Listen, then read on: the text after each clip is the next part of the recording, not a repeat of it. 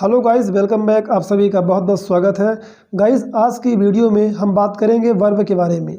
देखिए, वर्ब के बारे में जानना बहुत ही इम्पॉर्टेंट होता है, क्योंकि आप देखेंगे कि इंग्लिश का ऐसा कोई सेंटेंस नहीं जिसमें वर्ब का प्रयोग ना हो।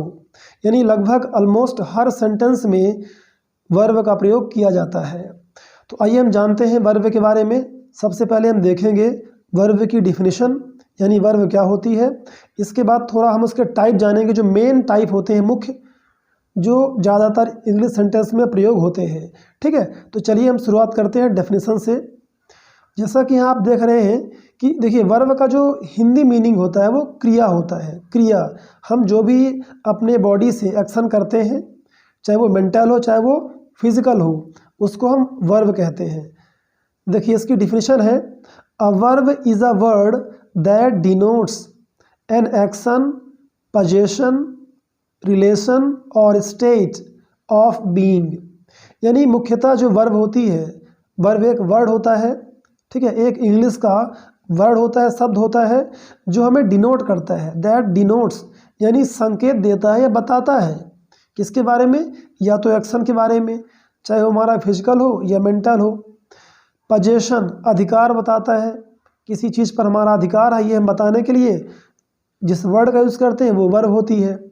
और स्टेट यानी अवस्था, कि किस अवस्था में है, हम किस स्टेट में हैं। राइट, तो आइए हम समझते हैं कि सेंटेंस में, किसी इंग्लिश वाक्य में, सेंटेंस में हम वर्ब का यूज कहाँ करते हैं। देखिए, इसका रूल होता है कि आप किसी सेंटेंस में सबसे पहले सब्जेक्ट का प्रयोग करते हैं। ठीक है, सब्जेक्ट क्या होता है, जैसे यहाँ पर मैंने एग्जांपल के तौर पे लिखा है, ही, सी, वी, यू, दे, नेम, ये होते हैं सब्जेक्ट। आप इनका पहले प्रयोग करेंगे, इसके बाद आप वर्ब का प्रयोग करते हैं। राइट, और उसके बाद जो होता है सब्जेक्ट आती है। तो ये इंग्लिश सेंटेंस बनाने का रूल होता है। राइट, आइए आगे बढ़ते हैं। यहाँ पर मैंने कुछ एग्जाम्पल्स ले रखे हैं जो कि बहुत इंपॉर्टेंट हैं, है ना। तो देखिए, ये कुछ खास वर्ब के एग्जाम्पल्स हैं, इनकी हिंदी भी लिखी हुई है। इसके बाद हम समझेंगे कि वर्ब के कितने टाइप होते हैं, कितने प्रकार की बेसिक तौर पे वर्ब होती है। ठीक है, लाफ हो गया, इसको हंसना कहते हैं, laugh, eat, go, run, play. Right, next है am, is, are, can, could, shall, will. तो ये जो वर्ड होते हैं ये वर्ब कहलाते हैं। इनको आपने रीडिंग करते समय ज़रूर देखा होगा कि ये शब्द वर्ब होते हैं, पहचान लीजिए। ठीक है, और इनका हम प्रयोग करते हैं अलग अलग टेंस में, अलग अलग मीनिंग देने के लिए। ठीक है, अलग अलग टेंस में हम इनका प्रयोग करते हैं। आप यहाँ देख सकते हैं कि किसी का मतलब होता है, हो, किसी का गा, गी, गे। तो आप अपने टेंस के हिसाब से, बातचीत के हिसाब से आप वर्ब का चुनाव करते हैं। यदि आप प्रेजेंट टेंस में बात करते हैं तो आप जो है इज, एम, आर का यूज़ करते हैं। ठीक है, ऐसे ही अगर आप फ्यूचर में बात करते हैं तो आपको विल और शैल का यूज़ करना होता है। ठीक है, चलिए, तो इससे आपको थोड़ा सा बेसिक आइडिया लगती है कि आप किस वर्ब का यूज़ कब करेंगे। आइए, पहली वर्ब है एक्शन वर्ब, जिसके बारे में बात कर रहा था कि जो वर्ब होती है वो एक्शन के बारे में हमें बताती है। These verbs tell us about physical activities और actions, है ना। फिजिकल या फिर मेंटल भी कह सकते हैं। ठीक है, मेंटल भी होती हैं कुछ, जैसे देखना या सोचना। राइट, ये मेंटल एक्टिविटी होती हैं। जैसे यहाँ देखिए, राम इज़ वीपिंग, राम रो रहा है। तो वीपिंग यहाँ पर क्या है, एक वर्ब है, एक्शन वर्ब है, और इज़ भी यहाँ पर एक वर्ब है। ठीक है, नेक्स्ट है the boys laugh, the boys laugh, लड़के हंसते हैं। तो बॉय क्या हो गया, सब्जेक्ट, और लाफ क्या हो गया, वर्ब।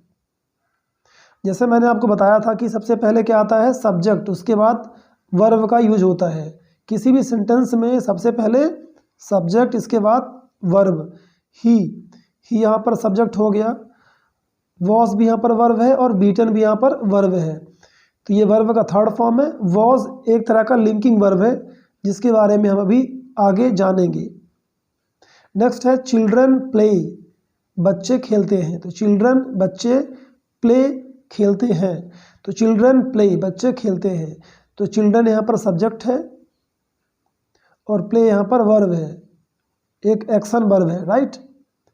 नेक्स्ट है the man was walking, the man was walking, walking एक फिजिकल एक्टिविटी है, शारीरिक क्रिया है। वॉज एक लिंकिंग वर्ब है जिसका मीनिंग होता है था, तो आदमी टहल रहा था। The man was walking. I was taught, मुझे पढ़ाया गया। ही विल कम, वह आएगा, तो यहाँ पर विल एक वर्ब है, कम भी एक वर्ब है और ही एक सब्जेक्ट है, ठीक है। आइए आगे देखते हैं।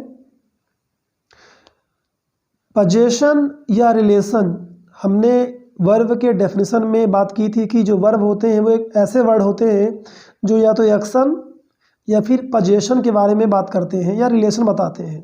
कैसे? आप पजेशन यानी अधिकार या रिलेशन बताने के लिए आप जो है हैज़, हैव, हैड या ओन इस तरह के वर्ड का प्रयोग करते हैं। तो आइए हम एग्जाम्पल के माध्यम से समझते हैं। ही हैड अ कार, उसके पास एक कार था या कार मान लीजिए थी, ठीक है। हैड मतलब पास था, कोई चीज़ हमारे पास थी पहले। नेक्स्ट है he has two eyes, sorry the cow has two eyes, यानी गाय की दो आँखें हैं, काऊ, ठीक है। हैज़ टू आईज, दो आँखें हैं, तो उसके पास जो है ना, उसके मतलब अधिकार में आप कह सकते हैं कि उसके पास जो है दो आँखें हैं। तो आप कुछ चीज़ पास है बताने के लिए आप हैज़ या हैव का यूज़ करते हैं। जैसे अ किंग हैज़ 3 क्वींस, राजा के पास 3 रानियां हैं। अ किंग हैज़, एक राजा के पास 3 रानियां हैं, 3 क्वींस हैं, राइट। नेक्स्ट है I have 2 pens, I have 2 pens, तो हैव मतलब पास, पास है, क्या पास है? 2 पेन्स, 2 पेन पास हैं, किसके?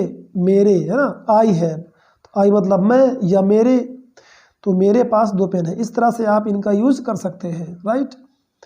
चलिए नेक्स्ट। तो दोस्तों आपको और भी ग्रामर के जो टॉपिक्स हैं जहाँ पर आपको ज़्यादा समस्या होती होगी या फिर आपको लगता है कि ये मुझे जानना चाहिए, तो आप कमेंट करके बताएं, उस पर हम वीडियो ज़रूर बनाएंगे, राइट। चलिए आगे हम समझते हैं स्टेट ऑफ बीइंग को, यानी ये होता क्या है, ये कैसी वर्ब होती हैं जो हमें स्टेट यानी अवस्था के बारे में बताती हैं। इनको हम लिंकिंग वर्ब भी कहते हैं, ठीक है। लिंकिंग वर्ब्स, लिंक यानी होता है जोड़ना, लिंक यानी जोड़ना, तो ये सेंटेंस के 2 शब्दों को जोड़ने का कार्य करती हैं, लिंक करती हैं, ठीक है। कैसे? देखिए जैसे हम कहेंगे, इसके एग्जांपल्स हैं लाइक, फील, सीम या फिर is, am, are, was, were, will be या फिर शैल बी। इस तरह से जो वर्ब आपको दिखती हैं वो लिंकिंग वर्ब्स कहलाती हैं, जो स्टेट ऑफ बीइंग के बारे में बात करती हैं या हमें बताती हैं, ठीक है। आइए एग्जाम्पल से समझते हैं। सीता इज टॉल, तो यहाँ पर टॉल एक एडजेक्टिव है, विशेषण है, और सीता एक सब्जेक्ट है। इन दोनों को ये लिंक कर रहा है, ठीक है ना, जोड़ रहा है। इज, सीता कैसी है? सीता लंबी है, सीता इज टॉल।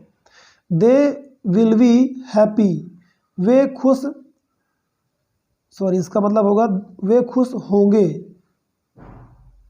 वे खुश है नहीं, ये गलत हो गया बाय मिस्टेक। वे खुश होंगे। दे विल बी मतलब होता है होंगे, तो वे, दे मतलब वे, तो वे खुश होंगे, they will be happy. Next है he was a poor man, वह कैसा आदमी था? Poor man, right. He was, वह था, पुअर मैन, वह एक गरीब आदमी था। नेक्स्ट है सी हैज़ 2 सन्स, उसके 2 बेटे हैं। सी हैज़ 2 सन्स। नेक्स्ट है मोहन इज इल, मोहन बीमार है, ओके, मोहन बीमार है। तो आई होप दैट आपको वर्ब के बारे में कुछ खास बातें समझ में आई होंगी। तो यदि वीडियो पसंद आई हो तो लाइक करके अपने दोस्तों को भी शेयर जरूर कर दीजिएगा। Thanks for watching this video till the end.